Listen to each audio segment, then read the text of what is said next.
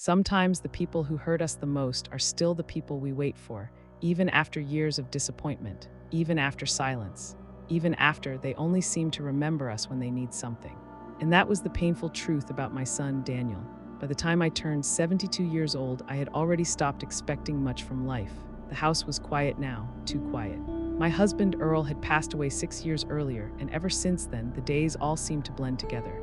Coffee in the morning, church on Sundays, old television shows in the evening, and somewhere in between all of that, memories. So many memories. My name is Margaret Collins, and I have lived most of my life in Charleston, South Carolina. It used to feel like such a warm place. Family dinners, neighbors waving from porches. My son was riding his bicycle down Oak Street while I watched proudly from the front yard. Back then, I believed family stayed close forever. I did not yet understand how adulthood can slowly pull people away emotionally. One disappointment at a time. Daniel was my only child. I loved that boy with everything inside me, maybe too much. That is something older mothers rarely admit out loud. Sometimes love becomes so protective, so forgiving that it quietly turns into weakness. Especially when your child keeps coming back only when life falls apart. Over the years, Daniel developed a pattern, months of silence, sometimes a whole year, then suddenly a phone call or a visit, and almost always he needed something. Money, a place to stay, help with bills, help after another failed relationship, another lost job, another mess he could not fix alone. And every single time I opened the door, because mothers do that even when it hurts. The first time Daniel came back needing help, he was 26 years old, divorced, brokenhearted, drinking too much. I remember opening the front door and seeing him standing there, holding one duffel bag, tears in his eyes. "Mom," he whispered, "I just need a little time." And I let him in without hesitation. Of course I did. He was my son. But over time, those visits became less about love and more about rescue. And somehow I kept pretending not to notice, because admitting the truth would have broken my heart. The hardest part was not the money, not the inconvenience, it was the feeling. The painful feeling that my son only remembered I existed when his world was falling apart. There were birthdays he forgot completely, Mother's Day with no phone call, Christmas mornings when I sat alone, staring at an untouched extra plate at the table. Still, whenever his name appeared on my phone screen, my heart lit up anyway. Isn't that sad? How can a mother survive on crumbs of attention from the child she once gave her whole strength to? One evening, while cleaning the living room, I found an old family photograph tucked behind a bookshelf. Daniel looked about 12 years old in the picture. Big smile, freckles across his nose, one arm wrapped tightly around Earl, the other around me, and the way he looked at us back then, Lord, he loved us completely. Children do that naturally. Pain confuses them, or pride pulls them away. I sat there holding that photograph for a long time. As a matter of fact, I blamed myself for many years. Maybe I loved him too softly. Maybe I rescued him too often. Maybe I made it easy for him to disappear and return whenever life became difficult. Older mothers think about these things late at night, long after the house grows quiet, long after everyone else has moved on. That rainy Tuesday morning started like every other ordinary day. I woke up early, made coffee, opened my Bible near the kitchen window. The rain fell softly outside while I read the same comforting verses I had read 100 times before. I thought it would be another lonely, predictable day. But life changes quietly sometimes, one knock at a time. Around 10 in the morning, someone knocked on my front door. 3 slow knocks, not loud, not rushed, just heavy somehow. I remember feeling annoyed at first because I was still wearing my old house sweater and had not brushed my hair yet. I walked slowly toward the door while the floor creaked beneath my feet, and the moment I opened it, my heart nearly stopped because standing there in the rain was Daniel, older now, tired, gray beginning to show near his temples, and holding nothing but a small overnight bag, just like the first time he came back years ago. For several seconds, neither of us spoke. Rain dripped quietly from his jacket onto my porch floor. Then finally, my son looked at me with eyes I barely recognized anymore and whispered, "Mom, I didn't know where else to go." And right there standing in that doorway, I felt 2 emotions at the exact same time. I loved him deeply, but I was tired too, because deep down I already feared this was happening all over again. Another crisis, another rescue, another temporary return before another long disappearance. Still, he was my child. Mothers do that sometimes, even when some of them know better. I stepped aside silently. "Come in before you catch a cold." Daniel nodded softly and walked inside. The house suddenly felt different with another person breathing inside it again, warmer somehow, but also heavier. Like old wounds had quietly walked back through the front door with him. He placed his overnight bag beside the staircase and slowly looked around the living room. "House still smells the same," he said quietly. I forced a small smile. "Coffee and old books," he almost smiled back. Yeah, and for one brief moment, it felt almost normal again. Almost, but something about him looked wrong. Not physically sick exactly, just worn down. The kind of tiredness that comes from carrying a problem too long without speaking about it. I noticed his hands were trembling slightly while he removed his wet jacket. A strange feeling settled into my chest, fear, real fear. Because for the first time in many years, my son did not look like a man simply needing money or shelter. He looked like someone running from something much deeper. That afternoon, while Daniel slept upstairs in his old bedroom, I stood alone at the kitchen sink, praying quietly beneath my breath. Lord, please help me understand what's happening, because mothers know things, even when nobody speaks them aloud, and something inside me whispered that this visit would be different from all the others, very different. What I did not know yet was that before the end of that week, my son would finally confess the truth about why he kept disappearing from reality these years, and the reason would break my heart in ways I never expected. That first night after Daniel came home, neither of us slept very much. I could hear him walking around upstairs long after midnight, slow footsteps across the bedroom floor, then silence, then footsteps again. His mind would not let him rest. Mine would not either, because when your child comes back home carrying guilt in his eyes, a mother feels it immediately, even if she cannot explain it yet. The next morning, I woke up before sunrise and found Daniel sitting alone at the kitchen table. He still wore the same gray sweatshirt from the night before. Coffee sat untouched in front of him, and he looked exhausted, not physically. He looked exhausted in a way sleep couldn't fix. Morning, I whispered softly. He looked up, almost startled. Oh, sorry, I didn't mean to wake you. You didn't. I walked slowly to the coffee pot and poured myself a cup. For a while, neither of us spoke, just the sound of rain tapping softly against the windows. Finally, I asked the question sitting heavily in my chest. Are you in some kind of trouble? Daniel stared down at the table for several seconds. Then he sighed deeply. I don't know anymore. That answer frightened me more than if he had simply said yes. When Daniel was little, he used to tell me everything, every scraped knee, every school problem, every silly dream he carried inside his young heart. Back then, I knew my son completely, or at least I thought I did. When he was around 8 years old, Daniel had this habit of waiting by the front window every evening for Earl to come home from work. The moment he saw Earl's truck turning onto Oak Street, he would jump up, yelling, "Dad's home." Then he would race outside barefoot before the truck even fully stopped. Earl loved that boy deeply. Sometimes I still remember the sound of their laughter echoing through the yard during summer evenings. Fishing trips, baseball games, Saturday mornings, fixing old bicycles in the garage. Simple things, beautiful things. The kind families never realize they are losing while they still have them. Back then, Daniel had such a soft heart, too soft maybe. His jaw tightened when stray dogs got hurt. He once buried a dead bird in the backyard and prayed over it for nearly 10 minutes because he did not want it to feel alone. That was my son, tender, gentle, sensitive to suffering. In reality, I think the world can be especially hard on boys like that. Our house used to feel warm in those days, dinner together every evening, church every Sunday morning. Earl was reading the newspaper while Daniel finished his homework beside him at the table. Nothing fancy, but steady, safe. At least that is how I remember it now. But memory can soften painful truths over time. Even during the good years, small cracks were already forming. Daniel always struggled deeply with disappointment, more deeply than most people realized. If he failed a test, he took it personally. If a friend hurt his feelings, he carried it for weeks. And as he got older, that sensitivity slowly turned inward. By high school, he became quieter, more withdrawn, not rebellious, just distant. And Earl never fully understood that part of him. Boy needs thicker skin, he used to say, but Daniel was not as hard as Earl. He felt everything deeply, sometimes too deeply. One evening when Daniel was 16, I found him sitting alone on the back porch after dark. His eyes looked red like he had been crying. I sat beside him quietly. "What's wrong, sweetheart?" At first, he shrugged. Then finally whispered, "I don't think Dad likes who I am." Even now that sentence hurts me. I remember immediately reaching for his hand. "Your father loves you," Daniel nodded slowly. "But he's always disappointed in me." At the time, I defended Earl, too quickly maybe. "Your dad just wants you to be strong." But looking back now, I realized Daniel was not asking me to explain his father. I don't think Dad likes who I am, and sometimes parents miss what children are trying to say. As Daniel entered adulthood, the distance inside our family grew quietly. Little arguments became longer silences. Phone calls became shorter, and somehow the boy who once waited by the front window slowly became a man who stopped coming home at all. His 20s were difficult, failed jobs, broken relationships, drinking too much sometimes. And every time collapsed around him, he came back to Charleston, back to me, always carrying a problem he did not know how to name. The pattern became familiar, a phone call late at night. "Mom, can I stay for a while?" And every single time I said yes. Because mothers remember the little boy before they see the grown man. That is both our greatest strength and sometimes our greatest weakness. Earl worried about that often. "You keep rescuing him," he once told me quietly. "He's lost," I replied. "He's avoiding life." "No," I whispered back then. "He's hurting." I still believe I was partly right. Daniel was hurting for many years.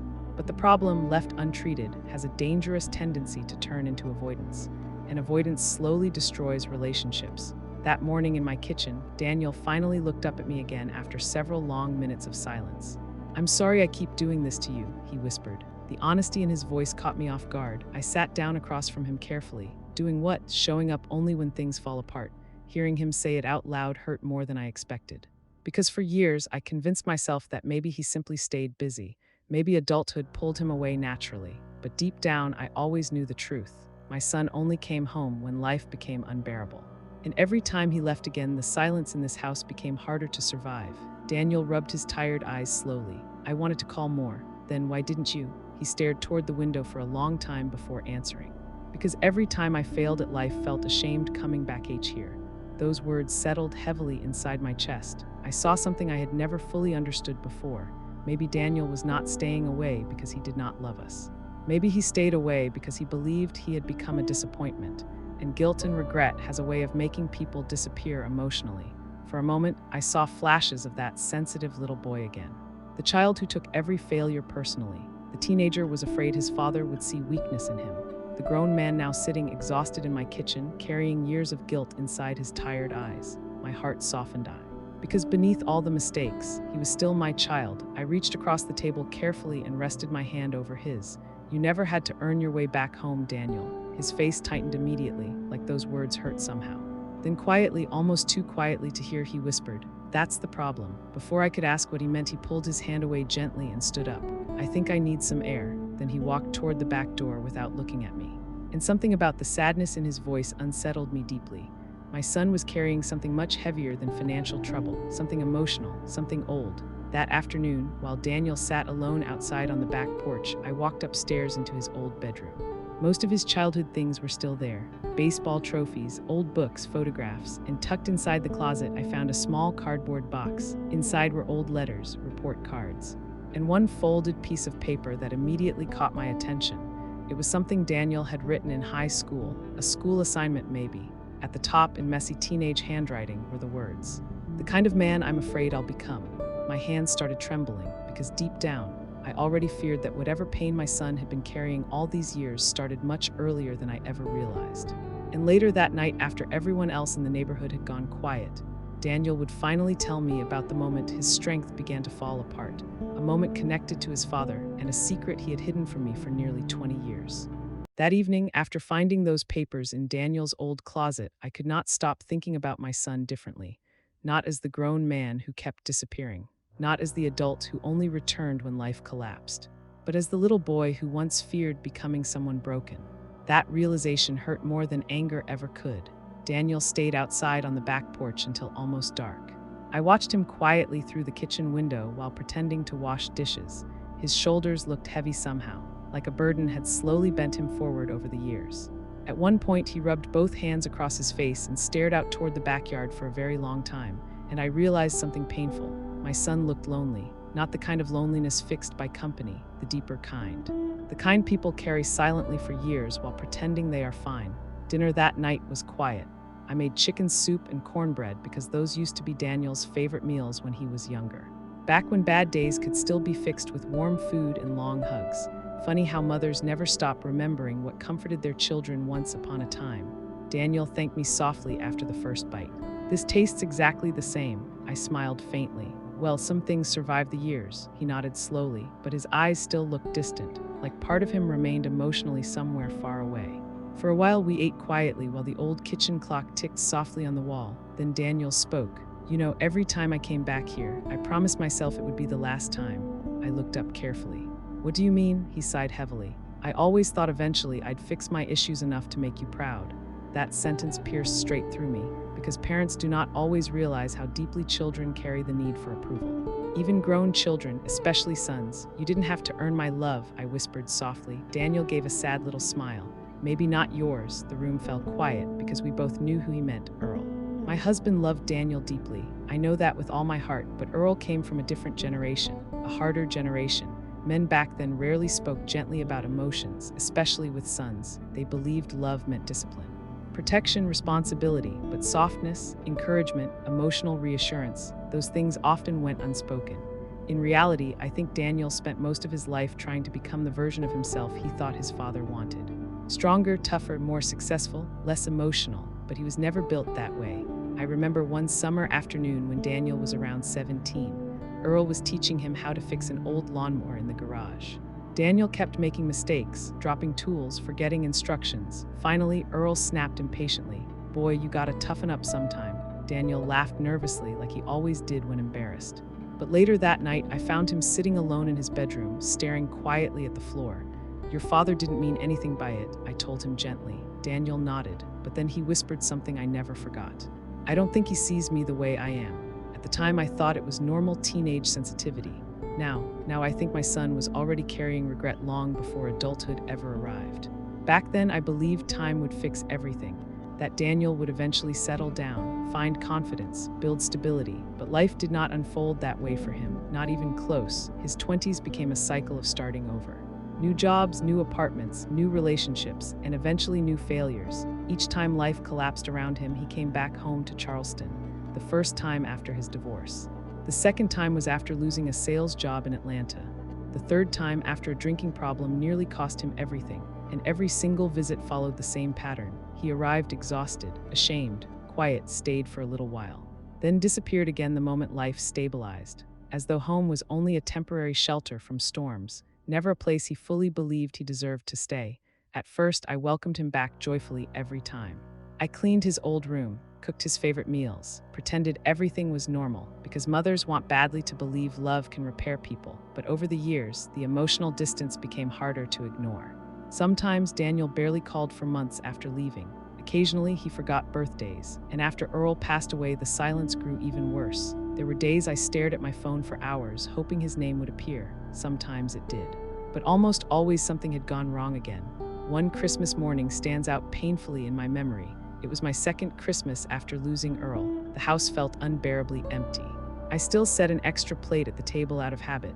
Old people do things like that sometimes. We hold on to routines because they make grief feel less sharp. I kept checking my phone all morning, hoping Daniel would call. No call came, not until almost midnight. His voice sounded rushed. "Hey Mom, sorry, things got crazy today." I remember smiling through tears anyway, because even crumbs of attention felt precious by then. Isn't that heartbreaking? How does loneliness lower the expectations of people who love deeply? 3 weeks later, Daniel called again. This time he needed money, and despite everything, I still sent it, because when you are a mother, love often overpowers wisdom. That night at the dinner table, Daniel suddenly looked up at me again. "I know you probably think I only come around when I need something." I stayed quiet, because lying would help neither of us anymore. Finally, I answered. "Sometimes, yes." Daniel nodded slowly, like he expected that answer. Then he stared down at his soup bowl and whispered, "I hated myself for that."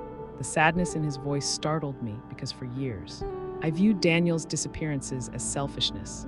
But sitting across from him now, I began wondering if regret had been controlling far more of his strength than I realized. Guilt and regret makes people avoid the very ones they love most, especially when they fear disappointing them. After dinner, Daniel wandered quietly into the living room. He stopped near the fireplace where Earl's photograph still sat. For several seconds, he simply stared at it, then softly, almost like speaking to himself, he whispered, "I never figured out how to make him proud." My chest tightened immediately. "Daniel, your father loved you." "I know. Then why do you keep saying things like that?" He looked toward me slowly. And for the first time since arriving home, I saw tears gathering in his eyes, because love and approval aren't always the same thing. That sentence stayed with me. I realized something painful. Maybe my son spent his whole life believing he had to earn acceptance, and every failure made him retreat farther emotionally from the people who loved him most. Later that night, after Daniel went upstairs, I sat alone in the living room staring at Earl's old photograph. I felt angry for the first time in years, not at Earl, but in the silence so many families carry, the unspoken emotions, the love people feel deeply but never express clearly enough, especially fathers and sons. Because sometimes children spend their entire lives trying to hear words that their parents never learned how to say aloud. I touched the edge of the photo frame gently and whispered, You both loved each other so much, and somehow that made the tragedy even sadder, because love alone is not always enough when people do not know how to communicate it. Around midnight, I heard footsteps downstairs again. Daniel entered the kitchen quietly, thinking I was asleep, but the moment he saw me sitting there in the dark, his expression changed. "You okay, Mom?" I nodded softly, just thinking. He hesitated near the doorway for a second, then finally asked, "Can I tell you something tomorrow?" A strange feeling settled immediately in my chest, real fear, because his voice sounded different, heavy, almost fragile. I forced a gentle smile. "Of course," Daniel nodded slowly. Then before walking away, he whispered something that sent chills through me. "There's a reason I kept running all these years, and I knew whatever truth my son had been hiding was much bigger than money problems or failed jobs, much bigger." What I did not know yet was that the next morning, while sitting across from me at our old kitchen table, Daniel would finally confess the secret he had carried silently since his 20s. A secret connected to guilt, and one terrible night, he believed, destroyed his entire future forever. The next morning, I woke up with a strange heaviness in my chest, more like the feeling that life was about to uncover something painful that had been buried for a very long time. I found Daniel already sitting at the kitchen table again. Same coffee cup, same tired eyes, but this time there was something different about him, almost like he had finally become too exhausted to keep pretending. He looked up slowly when I entered the kitchen. "Morning, Mom. Morning, sweetheart." I noticed his hands were trembling slightly while he held the coffee mug, and my mother's heart knew. Whatever my son was carrying inside him had become too heavy to hold alone anymore.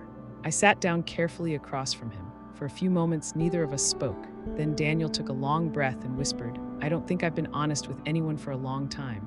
The honesty in his voice unsettled me immediately. Not because I feared him, because I feared how severe the sufferings he must have been hiding. "Whatever it is," I said gently, "you can tell me." He nodded slowly, but instead of speaking right away, he stared toward the old kitchen window like he was looking backward through time. "And I think he was, when I was 24, he began quietly. "I thought my whole life was finally starting." I stayed silent and listened. "I had that apartment in Savannah, remember?" I nodded softly. "The one near the river?" "Yeah." A sad smile crossed his face briefly. "I thought I was finally becoming somebody Dad could respect." Back then, Daniel had just started working for a shipping company in Georgia. Good paycheck. Nice apartment, a serious relationship with a young woman named Rachel. For a while, he sounded happy during our phone calls, lighter somehow, and Earl used to smile proudly every time Daniel talked about work. "He's finally getting himself together," Earl once told me quietly. We had no idea how life could change. One night, Daniel continued softly, everything fell apart. His voice became thinner now, fragile. I felt my stomach tighten immediately. He rubbed both hands together nervously before continuing. "Rachel and I got into a fight." He paused, "a bad one." I stayed completely still. Daniel swallowed hard. "She told me I pushed people away whenever I felt like I was failing." The room felt painfully quiet, because even before hearing the rest, I already knew there was truth in those words. Daniel looked down at the table. "She said I spent my whole trying to become somebody good enough for Dad." My chest tightened immediately. She wasn't wrong. That night, after the argument, Rachel left the apartment looking away. Daniel stayed behind, drinking alone. One beer became several became too many, and sometimes after midnight he got into his truck. The moment he said those words, I felt cold all over. "I shouldn't have been driving," he whispered. I covered my mouth slowly with my hand. Rain tapped softly against the windows while Daniel stared at the table in silence. Then finally, he whispered the sentence that changed everything. "I hit someone." The entire room seemed to stop breathing. I could hear the clock ticking softly on the wall, could hear my own heartbeat. Daniel's eyes filled instantly with tears. It was an older man crossing the street. His voice cracked badly now. "He survived, but barely." I immediately felt tears gathering in my eyes. "Oh, Daniel," he shook his head. "I never told you because I couldn't survive hearing disappointment in your voice, too. My son had been carrying guilt for almost 20 years, alone. The man spent months recovering," Daniel continued quietly. "I lost my job after the accident." His voice trembled harder now. "Rachel left." He looked toward me with tears running freely down his face. "And Dad looked at me differently after that." That sentence shattered me. Soon I remembered. I remembered how Earl became quieter with Daniel after those years. More distant, more serious, not cruel, never cruel, but disappointed. And Daniel sensitive as he always was, felt every ounce of it. After the accident, Daniel moved back home to Charleston for several months. At the time, he told us only part of the truth. Financial trouble, relationship problems, stress, but never the full story, never the guilt eating him alive. Looking back, I realize now that Earl probably suspected more than he admitted aloud. One evening during that time, I remember hearing Earl tell Daniel quietly, "You can't spend your whole life running from mistakes." Back then, I thought it was fatherly advice. Now I think those words cut much deeper than either of them realized. Daniel wiped his eyes slowly. After that accident, something changed inside me. I reached across the table carefully and held his trembling hand. "What do you mean?" He stared toward the window again. I stopped believing I deserved peace. There are sentences a mother never forgets hearing from her child, and that was one of them. Because no matter how old your children become, you still want to protect the broken places inside them, even when you no longer know how. Daniel explained how guilt slowly consumed his adult life after the accident. Every failed relationship, every drinking problem, every moment of self-sabotage, all connected to the belief that he had ruined not only someone else's life, but his own too. I kept thinking if I stayed moving long enough, maybe I wouldn't have to feel it anymore. Tears slipped down my cheeks silently. "But problem and suffering follow people," I whispered softly. Daniel nodded. "Yeah," then he looked at me. And every time life collapsed, I came back here because this was the only place that still felt safe. Hearing that broke my heart in two completely different ways. Part of me felt grateful. Grateful my son still viewed home as a refuge, but another part of me hurt deeply, because even while seeing this house as safe, he still believed he had to disappear once he recovered enough to stand again, like love was temporary. Like comfort had expiration dates. "I'm sorry, Mom," Daniel whispered. "For all the years I stayed away." I squeezed his hand tighter. "You were hurting. I was hiding." Another painful truth. Because hurt and avoidance often walk hand in hand. For several minutes, neither of us spoke. Then quietly, almost like a frightened child again, Daniel asked, "Do you think Dad ever forgave me?" That question nearly broke me. Because Earl was gone now, and some conversations arrived too late. Still I answered, "Your father loved you deeply." Daniel lowered his eyes. "But was he proud of me?" I thought carefully before answering. Because old people learn something important eventually. Sometimes honesty matters more than comfort. "I think your father struggled to understand the reason he couldn't fix." Daniel stayed very still, then slowly he nodded. "Yeah," he whispered, "that sounds like him." That afternoon, after our conversation ended, Daniel went upstairs to rest, and I sat alone in the kitchen for nearly an hour staring at old family photographs, thinking about fathers, sons. Pride, silence, and all the emotional wounds families carry without realizing how deeply they grow over time. Because sometimes the people we love most spend years drowning emotionally right beside us, and we still fail to fully see them. As evening approached, I walked quietly upstairs and paused outside Daniel's bedroom door. For the first time in a year, I no longer saw my son as irresponsible, or selfish, or careless. I saw a hurting little boy trapped inside a tired old man's body, a boy who made one terrible mistake and never forgave himself afterward. That night before going to bed, I knelt beside my bed and prayed longer than I had prayed in years. Not asking God to fix Daniel, not asking for miracles, just whispering softly, "Lord, please help my son finally believe he deserves love again." I think guilt and regret had stolen more from Daniel's life than the accident itself ever did. But what I still did not know was that the real reason Daniel came back to Charleston this time had nothing to do with money, or loneliness, or failure, and before the week ended, one late-night phone call would reveal the heartbreaking truth he had been too afraid to tell me from the beginning. After Daniel finally told me about the accident, something changed between us. Not all at once, not perfectly, but for the first time in years, I felt like my son was no longer hiding behind excuses. The walls he had built around himself were beginning to crack, and underneath all that guilt, I could still see the little boy he used to be. That night, Daniel went upstairs early. I stayed at the kitchen table long after the coffee turned cold. The house felt quiet, not lonely, just heavy with truth. One sentence kept returning to me. I stopped believing I deserved peace. I sat there thinking about all the phone calls we had shared over the years.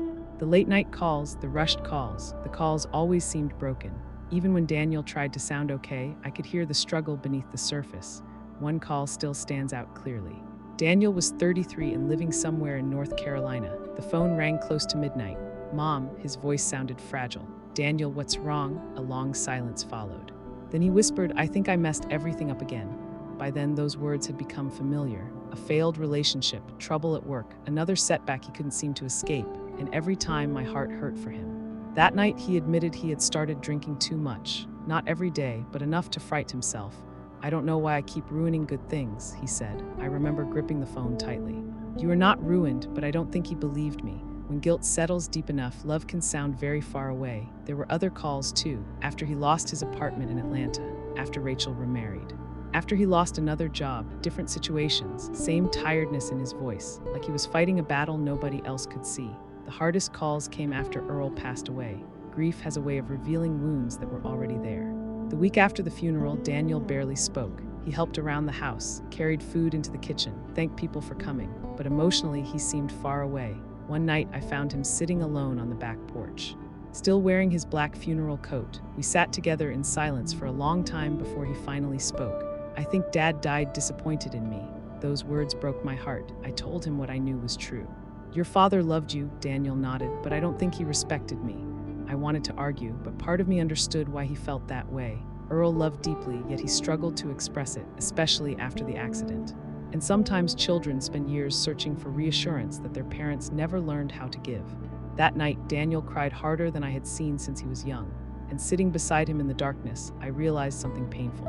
My son had spent much of his life feeling alone, even inside his own family. Now, years later, sitting across from him at my kitchen table, I could finally see how much he had been carrying. "I should have told you the truth a long time ago," he said. "You were scared," I replied. He looked away. "I thought if you knew everything, you'd stop seeing me as your son. No child should carry that fear, not at 10, not at 50. "Not ever, Daniel," I said softly. "Nothing could ever stop you from being my son." He didn't answer. He simply nodded, and somehow that silence said everything. The next afternoon, while Daniel rested upstairs, I opened my Bible by the kitchen window. A verse about weary people finding rest caught my attention, because that was exactly what my son looked like. Weary, not lazy, not selfish, just tired in a way that reaches deep into a person's soul. Still, something told me he hadn't shared everything. Mothers notice those things, no matter how old their children become. That evening, while helping me wash dishes, Daniel received a phone call. The moment he saw the screen, his expression changed. He stepped outside immediately. Through the cracked window, I heard only pieces. "Please don't do that." Then later, "I'm trying to handle it." And finally, "Just give me a little more time." A cold feeling settled inside me. This wasn't about old mistakes anymore. Something was happening right now, something serious. When Daniel came back inside, he looked pale, more frightened than before. "Daniel, it's nothing." For the first time since he arrived home, I knew he was lying. Not carelessly, desperately, like a man standing at the edge of something collapsing beneath him. "What's going on?" I asked. For a moment, it looked like he might finally tell me. But instead, he whispered, "I'm just tired, Mom." Then he walked upstairs. I remained alone in the kitchen, staring toward the dark staircase. And deep inside, I knew trouble was closer than either of us wanted to admit. What I didn't know, I barely slept that night. After Daniel's phone call outside, something felt wrong. Not panic, just the quiet feeling that trouble was getting closer. Around 5 in the morning, I went downstairs and made coffee. Rain tapped softly against the kitchen windows while the house sat silent around me. After Earl died, I spent years getting used to that silence. Faith helped me through those years. Not because it removed the pain, but because it reminded me I wasn't walking through it alone. That morning, I glanced upstairs toward Daniel's room. For the first time in a long while, someone else was sleeping under this roof. As complicated as our relationship had become, having him home changed something. The house felt alive again, and maybe that scared me a little.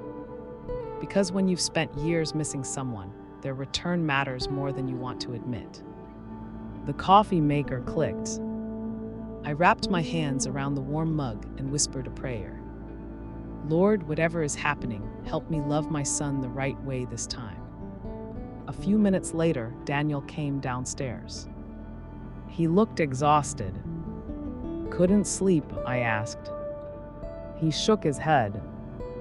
"Bad dreams." We sat quietly drinking coffee while rain rolled down the windows. Then Daniel looked around the kitchen and said softly, "This house still feels safe." Something about the way he said it stayed with me. Like safety was something he hadn't felt in a very long time. "It always will be," I told him. He nodded, but before either of us could say more, 3 hard knocks echoed through the front door. After the 2 men left, the house became painfully quiet again. Only the sound of rain remained, steady, heavy, like the whole world was holding its breath. Daniel stood near the front door for several seconds without moving.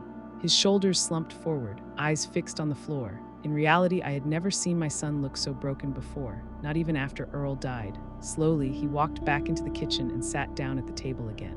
But this time, he looked older somehow, not physical, emotionally.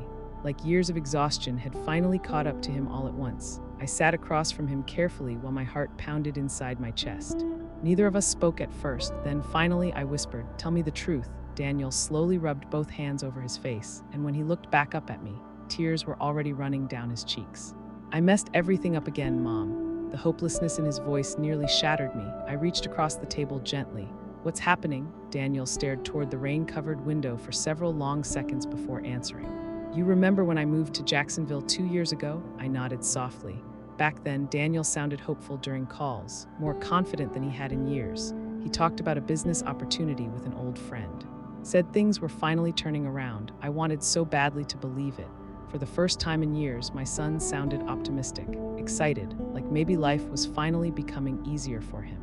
"I invested everything into that business," Daniel whispered now. "Everything I had left." His voice cracked badly. "It failed." I closed my eyes briefly because somehow I already knew where this story was going. "The business collapsed 6 months ago," he continued quietly. "My partner disappeared with most of the money." Tears slid slowly down his face while he spoke. "I tried fixing it myself." "How?" His eyes lowered immediately. All of a sudden, fear settled heavily into my chest again. "I borrowed money." "How much?" Daniel swallowed hard. "Too much." Lord, the regret in his voice told me everything before numbers ever did. Over the next several minutes, Daniel explained the truth piece by piece. Credit cards, private loans, bad decisions were made while panicking. And every time things worsened, he borrowed more, trying to cover the last mistake. Until eventually the debt became impossible to escape. "I thought I could fix it before anybody found out," he whispered. But everything kept getting worse. I sat there listening quietly while my son unraveled years of hidden fear in front of me. He did not sound irresponsible. He sounded terrified, like a drowning man who kept sinking deeper while pretending he could still swim. Then Daniel finally whispered the sentence that explained everything. "I used the house as collateral." The room went completely still. I stared at him in disbelief. "What?" His face crumpled. I didn't know what else to do. My chest tightened so sharply I could barely breathe. "You put this house up against your debt?" Daniel nodded slowly through silence. "I thought I'd pay everything back before it mattered." That old familiar pattern again: panic, regret, avoidance. Trying to fix an unbearable problem and suffering alone. And I understood why those men came to my door, why fear sat all over my son's face. This was not temporary trouble anymore. This was ruin, real ruin. I stood up slowly from the kitchen table and walked toward the sink because my legs suddenly felt weak. Outside, rain continued falling across Charleston in long gray sheets. For one brief moment, I felt angry, not loud anger. Just deep exhaustion, because I was 72 years old, widowed, tired, and now the home Earl and I spent our whole lives building was suddenly standing on the edge of disappearing too. Behind me, Daniel's voice broke softly. "You should probably be angry." I turned around immediately. "No, but you should." Tears blurred my vision instantly, because even now, even after all this, my son still believed love disappeared when people failed badly enough. And that broke my heart more than the debt itself. I walked back toward the table slowly and sat beside him instead of across from him this time. Then gently, I placed my hand against his face as I used to when he was little. Daniel listened to me carefully. He looked at me through tears. "You made terrible decisions," he nodded weakly, "but that does not make you unlovable." And my grown son started crying harder than I had seen him cry since childhood. Not quite silence anymore, the kind people carry inside themselves for years before finally collapsing under the weight of it. "I'm tired, Mom," he whispered, looking away. So tired, I wrapped my arms around him carefully while his shoulders shook beside me. In that moment, he did not feel like a grown man at all. He felt like my little boy again. The sensitive child who always blamed himself too deeply. The teenager is desperate for approval. The man who spent decades running from guilt and regret. "I never wanted to hurt you," Daniel whispered. "I know, I thought if I could just fix things alone, maybe I could finally become somebody worth being proud of." That sentence nearly broke me completely. Right away, I realized my son had spent all his strength believing that love had to be earned through success. And every failure convinced him he deserved to be abandoned instead. "Daniel," I whispered softly, "you don't have to keep punishing yourself forever." His face tightened painfully. "But people got hurt because of me." "Yes, and now you're losing your home because of me too." I shook my head gently. "We're not there yet," but I did not know if that was true, and I think he knew it too. For a long while, we simply sat there together while rain tapped against the windows. Then quietly, Daniel asked something that caught me completely off guard. Do you ever wish I'd never come back? Lord, no mother is prepared for that question. I stared at him in disbelief. No, but all I've done is bring problems into your life. I reached for both his hands firmly. You brought pain sometimes, yes. Tears filled his eyes again. But you also brought love. You are my son before you are your mistakes. The room became silent again, but this silence felt different, softer somehow, like two wounded people finally speaking after years of emotional hiding.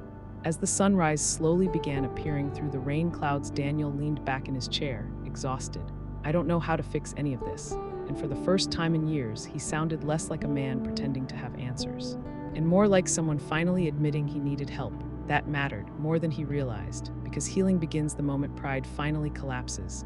I stood slowly and walked toward the coffee pot again. My hands trembled slightly while pouring fresh coffee into our mugs. Then quietly, without even thinking, I spoke words I had not said aloud in a very long time. We'll face this together. Daniel looked at me immediately. And for the first time since coming home, a small piece of hope appeared in his eyes. Fragile, tiny, but there, still deep inside, I feared things had already gone too far, because some mistakes cause damage that cannot be easily undone. And life does not always give people enough time to repair what they broke. But later that same evening, a phone call from the hospital and one terrifying sentence from a stranger would force both of us to confront a truth far more painful than debt or failure. A truth connected to the man Daniel had hit nearly 20 years earlier. After our conversation that morning, the house felt emotionally exhausted, like truth itself had drained every ounce of energy from both of us. Daniel stayed mostly quiet throughout the afternoon, sometimes staring out the window, sometimes sitting silently at the kitchen table with untouched coffee growing cold in front of him. And I understood that feeling, because once buried pain finally rises to the surface, a person becomes tired in a different kind of way. Soul tired, I spent most of that day praying quietly while folding laundry in the living room. Not dramatic prayers, not angry ones, just small whispers beneath my breath. Lord, help me respond with wisdom. Help my son find peace. Help us not lose each other again, because deep down, that was my greatest fright, not the debt, not even the house, losing Daniel emotionally all over again. At one point that afternoon, I opened an old photo album while Daniel rested upstairs, and slowly, page after page, I watched my son grow backward through time. Middle-aged Daniel, young adult Daniel, teenage Daniel with nervous eyes and crooked smiles, then finally little boy Daniel, gap-toothed, sunburned, holding fishing poles beside Earl at the Charleston Pier. Children look so easy to protect in photographs. Nobody tells young mothers that one day those same children will carry invisible pain and suffering you cannot fix with hugs anymore. I remember one summer when Daniel was around 9 years old. A thunderstorm knocked out across the neighborhood one night. Earl was working late, and Daniel became terrified of the dark. He crawled into my bed, shaking while lightning flashed outside the windows. Mom, yes, sweetheart, what if something bad happens? I pulled him close and whispered the only thing I knew to say back then. You don't have to carry scary things alone. Sitting there decades later, holding old photographs, I suddenly realized something heartbreaking. Somewhere along the way, my son forgot those words, or maybe situation convinced him they were no longer true. I did not hear Daniel come downstairs, but suddenly his voice startled me softly. You found the old albums. I looked up and smiled faintly. Come sit with me. He hesitated for a second, then slowly lowered himself beside me on the couch. For several minutes, we turned pages quietly together, no pressure. No heavy conversation, just memories. That simplicity felt healing somehow. Daniel stopped at one photograph in particular. He looked about 13 years old, standing beside Earl in the garage holding an old baseball glove. You know what's strange? He whispered. What? I spent years thinking Dad didn't understand me, but I think he was carrying his own problem too. I glanced toward him carefully. What makes you say that? Daniel stared down at the photograph. He always looked tired. I sat there holding the photograph longer than I meant to. My son had finally reached the age where he could see his father as human. Not just dad, not just authority, a flawed man carrying fears and disappointments of his own. Older age changes perspective that way. Your father worried constantly, I admitted softly, about money, about failing us, about becoming weak. Daniel nodded slowly. He hit it well. Most men from his generation thought they had to. The room became quiet again. Then Daniel whispered something so softly I almost missed it. I think I learned that from him. That sentence stayed heavy between us because it was true. Earl buried fear beneath silence. Daniel buried guilt and regret beneath distance. Families pass emotional habits down quietly without realizing it. One generation teaches survival. The next generation inherits silence. I reached for the family Bible resting beside the lamp and opened it gently. Inside were old notes Earl had written years ago, church verses, prayer requests, little reminders to himself. A folded paper slipped onto the floor. Daniel picked it up carefully. His expression changed immediately when he recognized the handwriting. It was Earl's. Slowly, Daniel unfolded the paper, and there, written in shaky blue ink, were words his father never spoke aloud while alive. Lord, help my son believe he is stronger than his mistakes. Daniel stopped breathing for a second. Tears instantly filled his eyes. I never saw this before. Neither had I. My son stared at those words like they were something holy. Something impossible, because for most of his life he believed Earl saw only failure when he looked at him. And now here was proof his father had spent private moments praying for him instead, not condemning him, loving him. Daniel covered his mouth with his hand while tears slipped down his face. He prayed for me, all the time, I whispered. Watching my son realize he had been loved more deeply than he understood nearly broke my heart all over again. Because sometimes people carry emotional wounds simply because love was never spoken clearly enough. I wasted so many years believing Dad gave up on me, Daniel whispered. I gently touched his shoulder. He never gave up on you, but I gave up on myself. There it was again, the real battle underneath everything, not only guilt, self-hatred, years and years of it. I turned toward him carefully. Daniel, look at me. He slowly raised his eyes. You are not the worst thing you ever did. Fresh tears rolled down his cheeks. But what if I hurt too many people? You did hurt people, he nodded painfully. But hurting people and becoming hopeless are not the same thing. For the first time since arriving home, Daniel looked emotionally open. Not guarded, not hiding, just tired enough to finally let love reach him.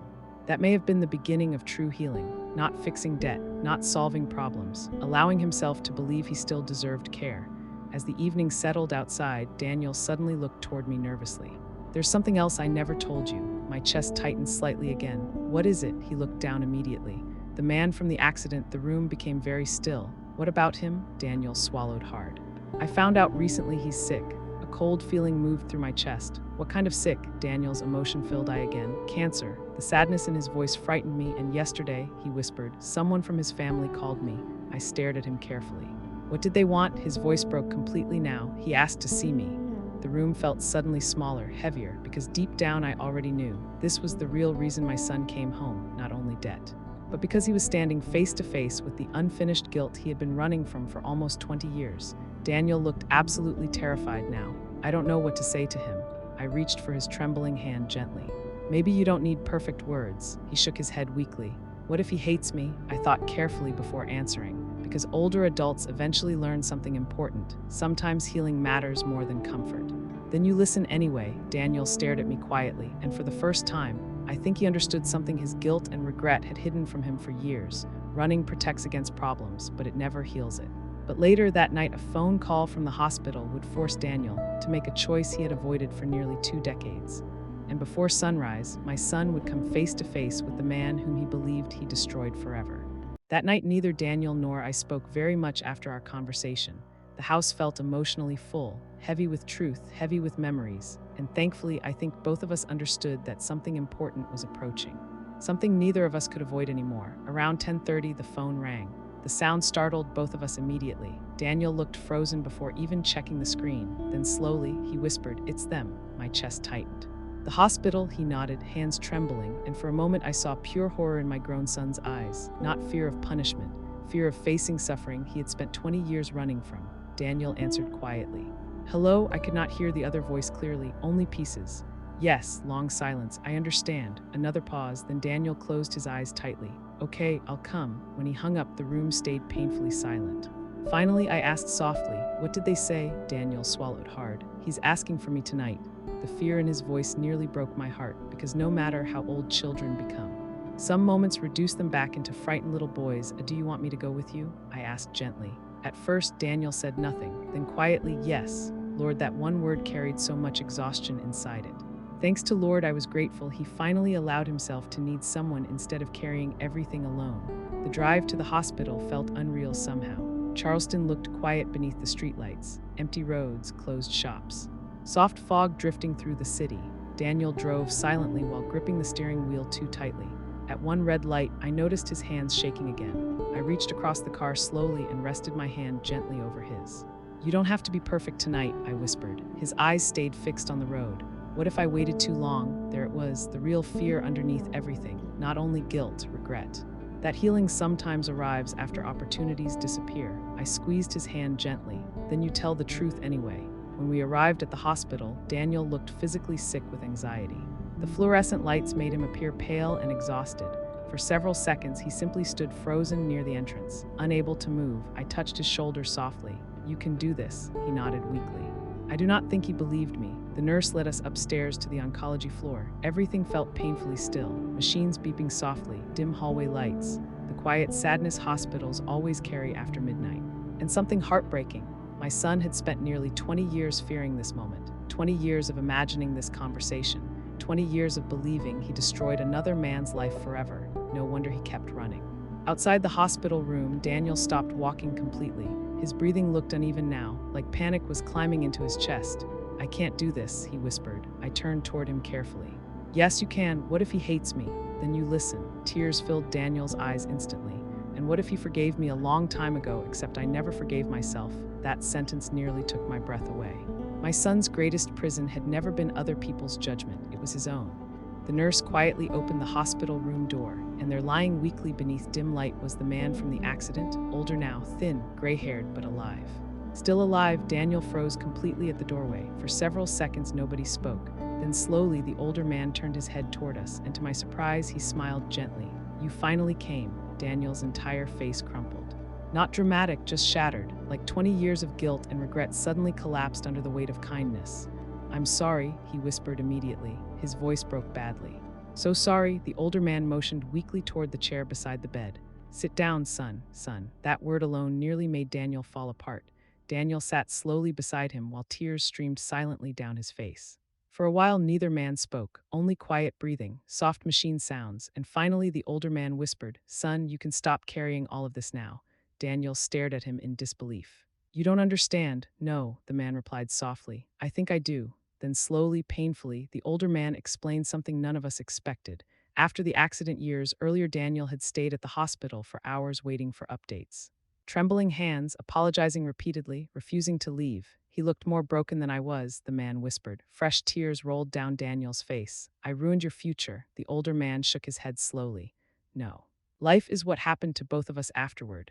Then came the words I think my son needed to hear more than anything else in this world. "It was an accident, Daniel." Lord, the moment those words entered the room, I saw something change inside my son's face.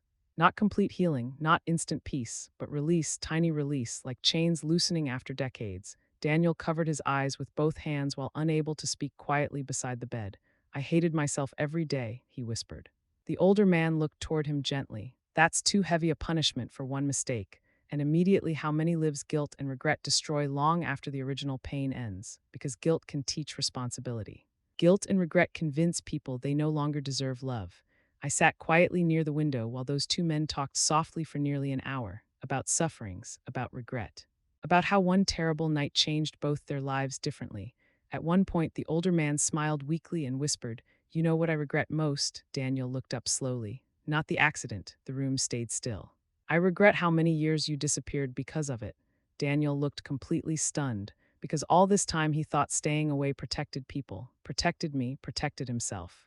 But in reality, his guilt and regret only deepened everyone's loneliness. Before we left, the older man reached weakly toward Daniel's hand.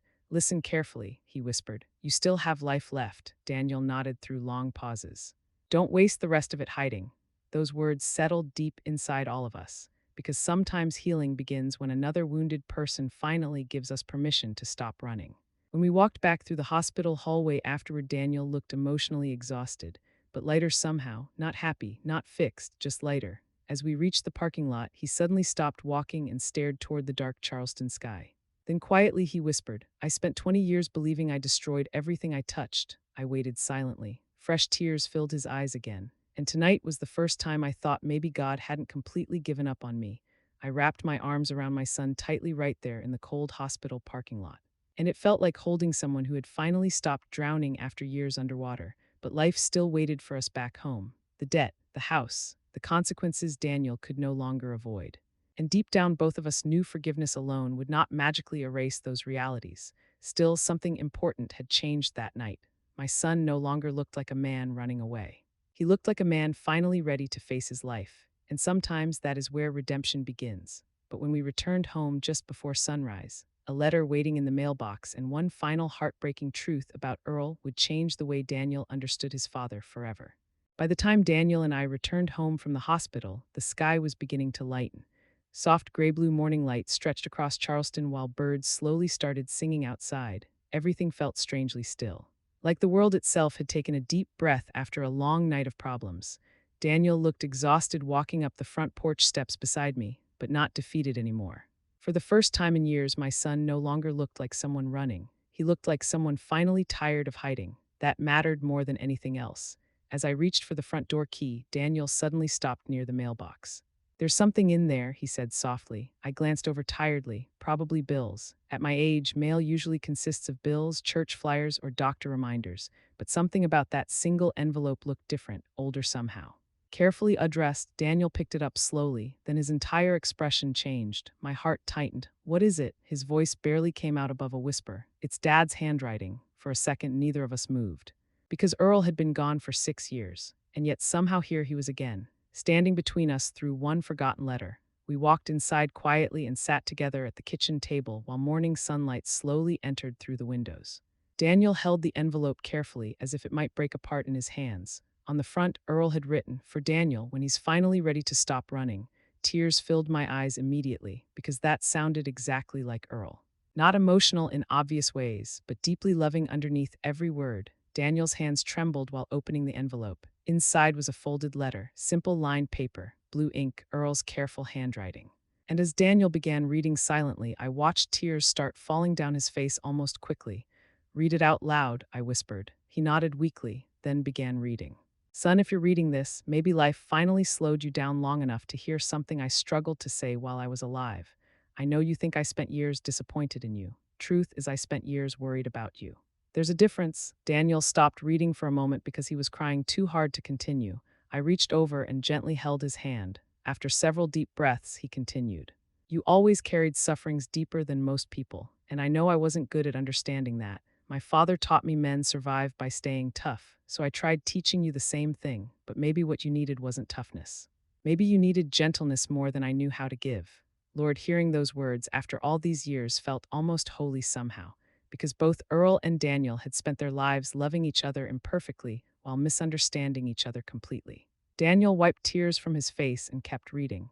"I need you to hear this clearly, son. One mistake is not the full story of a man's life, and if you keep punishing yourself forever, you'll miss the life God still wants you to live. You don't owe anybody perfection. You just owe the world honesty, kindness, and the courage to keep going after failure." Daniel's voice changed badly now. "I know I didn't always say things right, but I never stopped loving you, even during the years you stayed away. Even during the years you couldn't love yourself, and no matter how broken you think you are, you will always be my son." By the time Daniel finished reading, both of us were crying openly at the kitchen table. Just deep emotional release after years of carrying misunderstandings too heavy for one family to hold. "I don't even know what to do with all this now," Daniel whispered. I shook my head gently. No, fresh tears rolled down his face. "Mom, I spent my whole life trying to earn love that was already there." That sentence broke my heart beautifully, because finally my son understood. For a long while, we sat together in silence while morning sunlight filled the kitchen, and looking back, the house felt different, not because our problems disappeared. The debt still existed, the future was still uncertain. But something more important had changed. Guilt and regret no longer controlled my son completely, and when guilt and regret lose everything, healing finally has room to breathe. Over the next several weeks, Daniel stayed in Charleston with me, not hiding this time, working, making phone calls, meeting with lawyers instead of avoiding them, and slowly, very slowly, he began rebuilding pieces of his life. Not perfectly, but that mattered more. One afternoon, I found Daniel outside fixing loose boards on the front porch that Earl never got around to repairing before he died. Sunlight covered the yard while soft church music played from the radio inside. For the first time in many years, I saw peace on my son's face. Small peace, fragile peace, but real. "Mom," he asked quietly while putting down the hammer. "Yes," he looked toward me carefully. "Thank you for not giving up on me." No mother forgets hearing those words. I walked slowly across the porch and touched his face gently. "I came close sometimes," I admitted emotionally, his tearful eyes slightly, "but love stayed anyway. And maybe that is the real miracle of family, not perfection, not flawless relationships. Just people choosing to stay emotionally present through problems, disappointment, and healing." A few months later, Daniel moved into a small apartment nearby instead of leaving the state again. That mattered to me deeply. Not because I needed him living close forever, but because he finally stopped running. Every Sunday, he started coming to church with me again. Sometimes afterward, we ate lunch together at the little diner Earl used to love. And occasionally, when life became quiet enough, Daniel even smiled the same way he used to as a little boy. One evening, while sitting on the porch watching sunset together, Daniel suddenly whispered, "You know something strange? What? I spent years believing coming home meant failure." I looked toward him quietly, but it turns out coming home saved my life. I think he was right. Because sometimes people do not need another lecture, or punishment, or guilt and regret. Sometimes they simply need one safe place where love remains steady long enough for healing to begin. Now at 72 years old, I understand something I wish more families knew before time slips away. People do not heal through guilt and regret. They heal through truth, grace, accountability, and love that remains honest without disappearing. My son hurt people. He made terrible mistakes. But underneath every bad decision, he was a hurting little boy who stopped believing he deserved peace. And I think many people walking around this world carry that same hidden problem. That is why I wanted to tell this story, because somewhere out there another parent may be listening, another son may be running from guilt, another family may still have time to choose softness before silence grows too large. If that is you, please hear me carefully. Do not wait too long to say, "I love you." Do not let pride speak louder than compassion. And please never make the people you love feel like they must earn their way back home. Because life humbles all of us eventually, and sometimes the people who return broken are simply looking for one safe place to begin again. These days, every Sunday morning before church, Daniel still stops by my house for coffee. And every single time I hear his knock at the front door, I whisper the same quiet prayer inside my heart. Thank you, Lord, for bringing my son home before it was too late. Final message to audience: if this story touched your heart today, please remember this simple lesson. People make mistakes, sometimes very painful ones, but guilt and regret alone never heal a human heart. Love, honesty, forgiveness, faith, and emotional safety can change lives in ways we may never fully understand. And sometimes the greatest gift we can give the people we love is simply this: a safe place to come home to when life falls apart. Did this story touch your heart? And which city or state are you listening from today? I would love to meet you in the comments and hear your thoughts. Your kind support means more than you know, and it encourages me to keep bringing more emotional life stories filled with faith, healing, family, love, and second chances. Thank you so much for spending your time here on this storytelling journey with me. And if you enjoyed this story, please subscribe and turn on the bell for more daily emotional stories that speak to the heart. Until next time, take care of yourself. With love and respect, see you in the next life story.